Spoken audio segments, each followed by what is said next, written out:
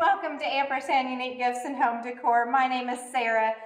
So I know I should be in the house working on my hoard of items in the basement. If you saw my last video, I shared there that I have a lot of things I need to get out of there, especially since we had a little bit of a flood in there. But you know, today the weather is incredible, so we're gonna work in the shop. It's not like I don't have a hoard that I need to take care of here too. I picked up these items at Goodwill and yard sales, so we're gonna give them a makeover. I hope that you'll stick around and let me know in the comments which one was your favorite.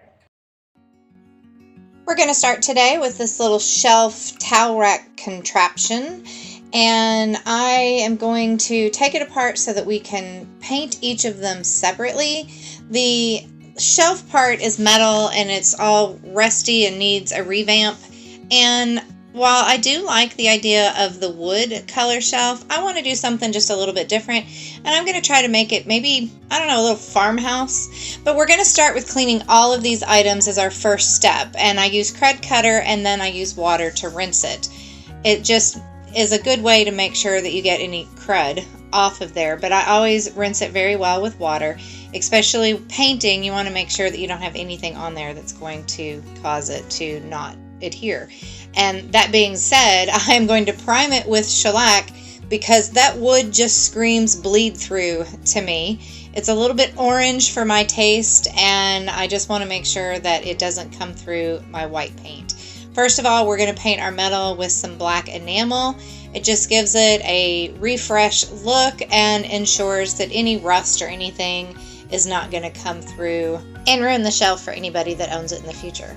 So I am using Debi's Design Diary clay-based paint in the color White Swan, and this has been out in the shop and it's pretty thick, so I sprayed water on the piece before I started painting it so that it would kind of thin out. You can always add water, but I just sprayed it and you can see it did fine. I did 2 coats, and now I'm going to sand it smooth, get some of those chunks out of there, and also give it a light distress so that it has that kind of worn, aged look I was going for.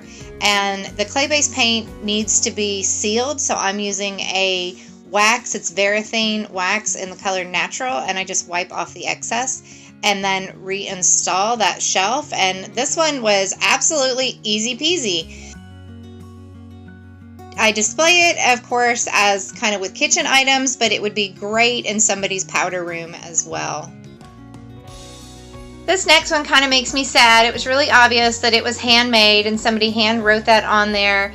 And then I found it at the thrift store. So either somebody didn't appreciate it or just didn't want it anymore. But I actually bought it because it was a really good piece of wood with hanging hardware on the back already.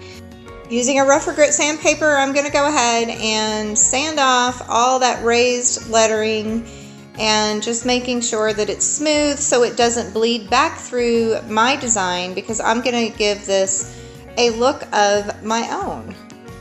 While I still had that rougher grit sandpaper on, I went ahead and rounded the edges a little bit, and I got rid of kind of that sharp corner on the sides. I just wanted it to look a little bit more like an old worn piece of wood instead of something somebody just cut from the hardware store. You can see that the letters are kind of still there, but I'm going to use a 240 grit just to really smooth out some of that roughness from where I was using, what was it, 80 I think before, and you won't be able to see those letters. Now I'm using the Debi's Design Diary Jami Ray Vintage Cottage color in Americana. The Cottage colors have a built-in sealer, so you want to make sure that you stir it really well and get that pigment, because that pigment's going to settle on the bottom. I'm just using a chip brush here because I want it to just have kind of a rough, sloppy look. I want it to look like the paint's worn off around the edges over time. The paint does have a self-leveler in it, so it's going to kind of get rid of my brush strokes either way, just because that's what the paint does. It's really awesome. But here, again, I'm just kind of making it look sloppy and not really making sure that it goes up to the edges. And then I'm going to take sandpaper and smooth it out a little bit, and again, clean up the edges where I got it over there. It wouldn't have worn and then still had that. So anyway, you get my point, right? Those of you that have been longtime IOD followers probably remember this wild botanical transfer, and when they still came in the rolls like this. And if you've been following me for a while, then you probably also know from prior videos, this is my absolute favorite IOD transfer of all time. It is retired and you can no longer find this, but I stashed up on them when they were going to get rid of them, and I have a few flowers left here. So I think that this blue sunflower is going to go so well on our Americana board.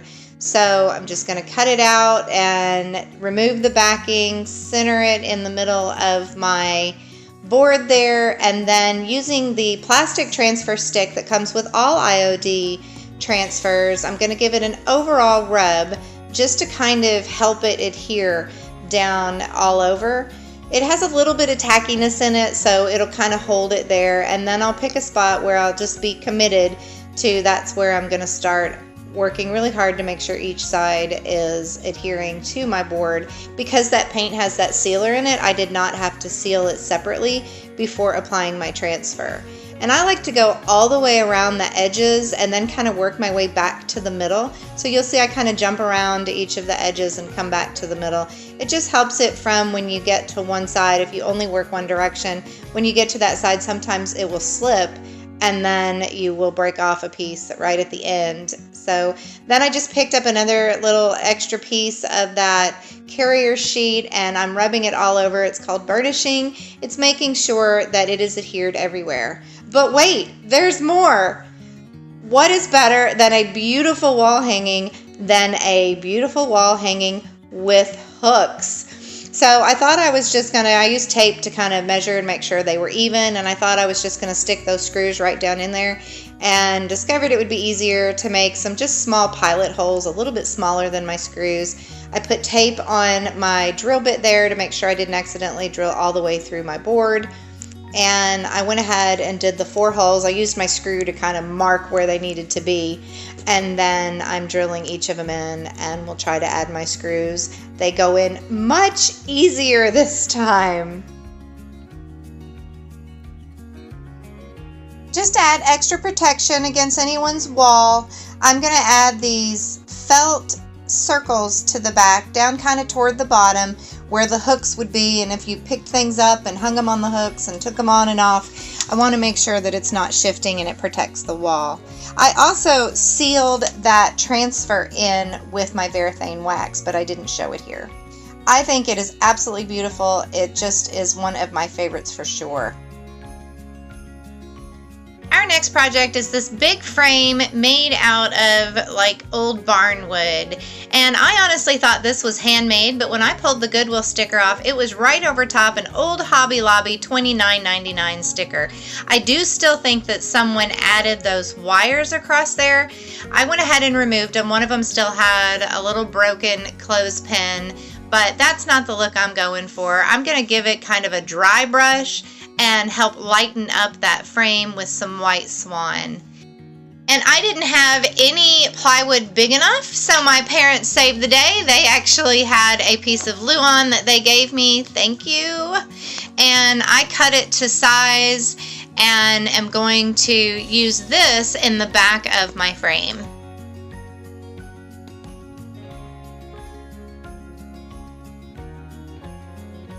Just making sure it fits and that I did the right thing before I begin painting.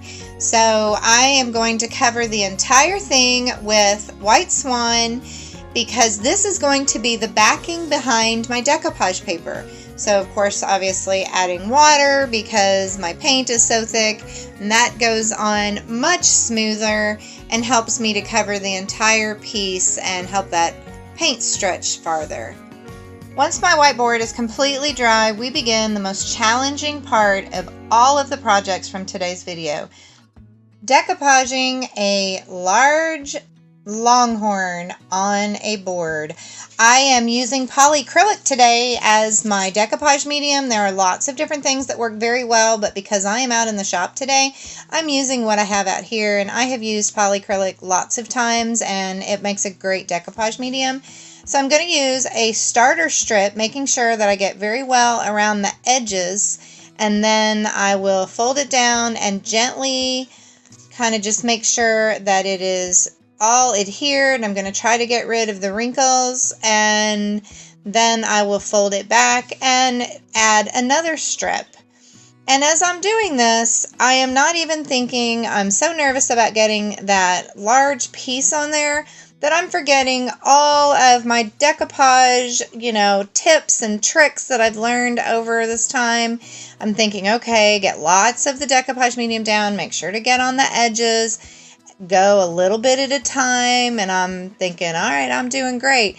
And then when I fold this one back, I realize that it has that fold in it from where this paper was folded. And you can kind of work that out a little bit, and you can stretch it, if you will, and do it on its own. But, nothing works as well as if you actually spray it lightly with water before you start. So I have to get my water bottle, and this is just a mister, so it's not going to completely saturate it, but it will help to stretch the fibers in your paper so that it will get rid of those wrinkles or those fold lines.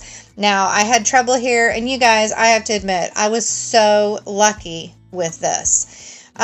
This picture, I think it's mint by Michelle. I'll put a link in the description. But it was a very strong tissue paper texture, and I don't have anything to say other than, somebody was looking after me. I was very blessed to be able to pick this up and do this so much without ripping it. I did have later a little rip that I did just trying to smooth out wrinkles right under her nose, and I guess under her mouth, under her chin, and I was able to fix it. You can see it in the end. There's a little bit of a darker spot there, but using some dark wax, I was able to kind of blend it in. So I'm going to continue on doing the same thing now, and I'm going to just add my decoupage medium. I did a really thick coat here, and I'm going to roll up each one as I go.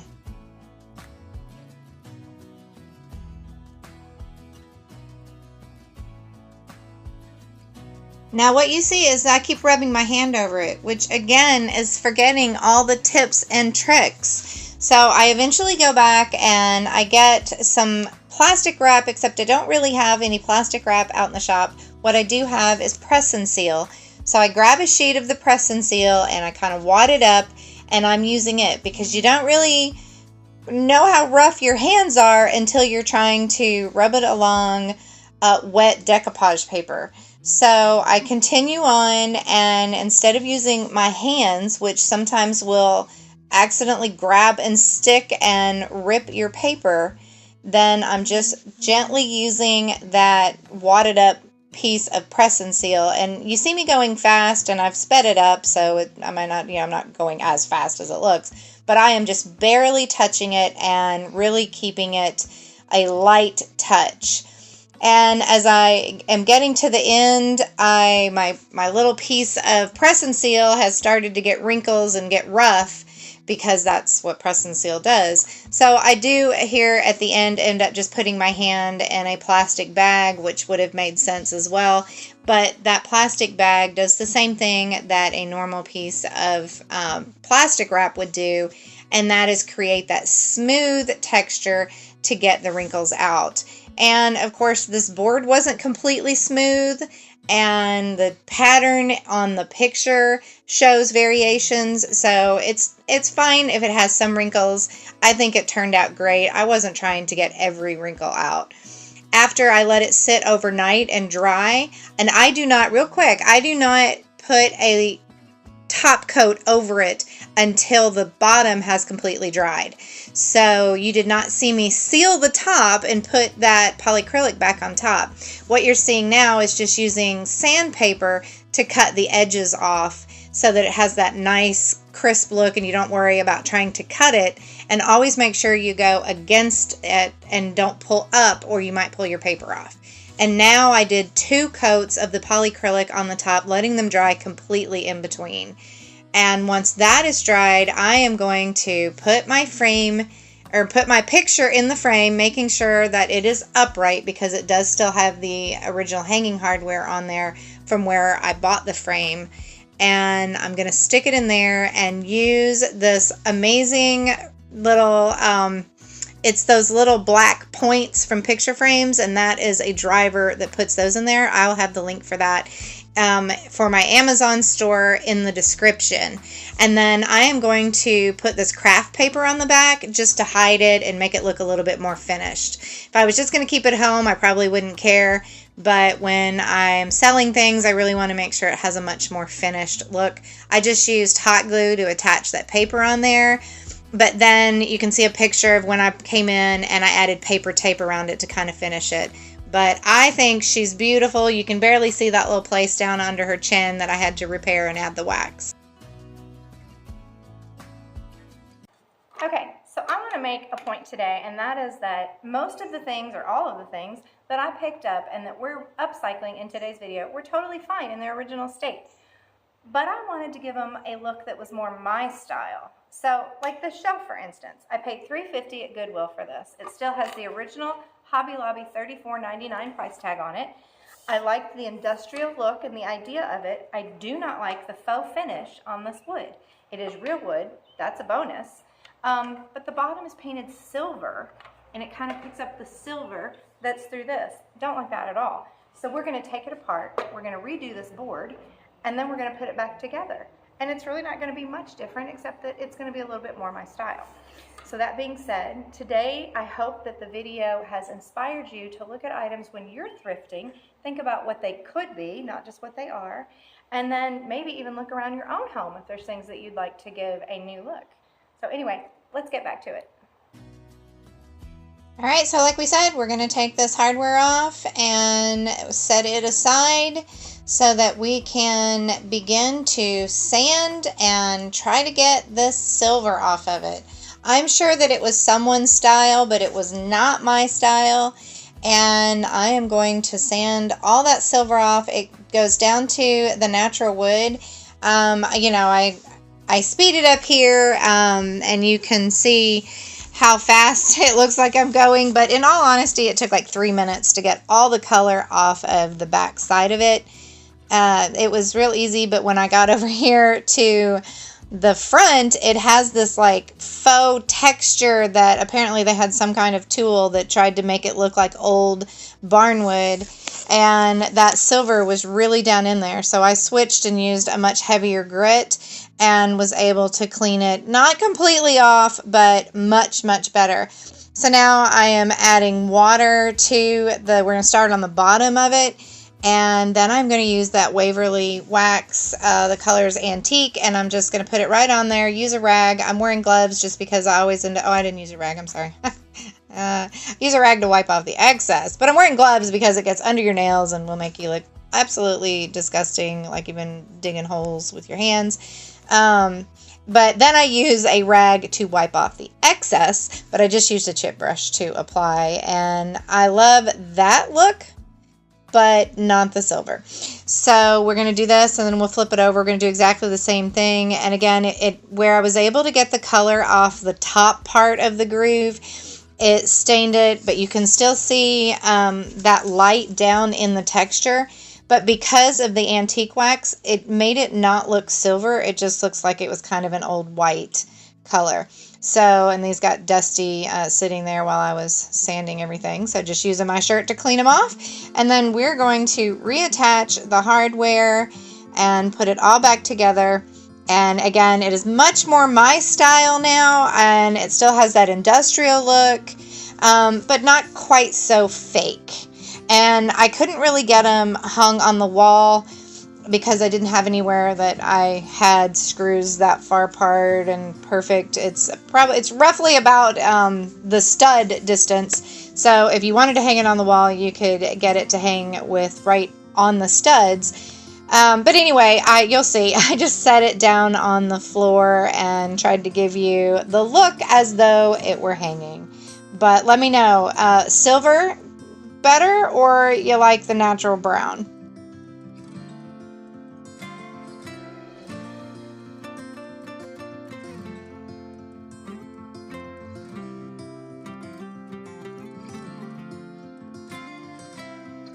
right, so we are going to take this 3-peg wall hanging that screams, I am from the 90s, and we're going to give it a new look. We're going to start with removing these little slats in the back and just popping them off of there. They're just put on with some little brad nails. I'll use some pliers to get out the brad nails that were left, and then we'll be able to pop this backing out easy peasy.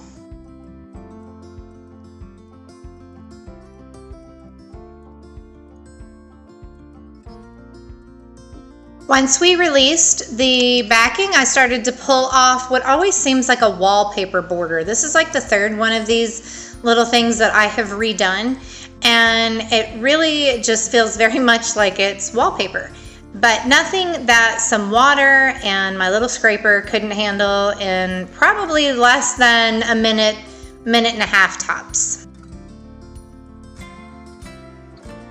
We're gonna get out our Jami Vintage Cottage Color Americana again. It is very much like the clay-based Apothecary, except this one has the built-in sealer. So it gives us a one and done paint where we don't have to add an additional sealer.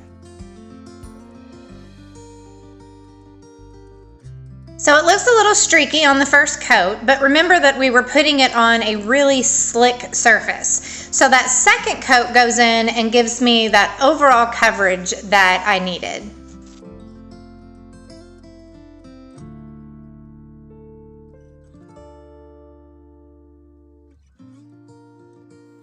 I love the color of this wood. It's very vintage, mid-century looking. It's not the orange tones that some items from that time period have. And I am just going to scuff sand it, get rid of some of the bumps and bruises that it has in there, and then I'm going to use the Howard's Featon Wax to give it new life. This just helps to put a little bit of the juice back in the wood that it needs to revive it. And now we're going to use our Featon Botanicals IOD transfer book. This is from their new summer release. And I'm going to go through here and find flowers that work well together. So I've got my frame sitting on the board, so I know about how much room I have to work with. It's not actually attached in there yet. But I'm picking flowers that are about the same size. You know, I don't want to pick a set of daisies that's about a foot tall and then have a whole daisy bush that's only about 2 inches tall. It wouldn't be very realistic. So I'm just finding some floral that works well together and working out the pattern that I'm going to use to lay it out on the picture. Once I've picked all the pictures out, I am then going to remove the backing and apply each one of them with the plastic transfer stick that comes in every transfer.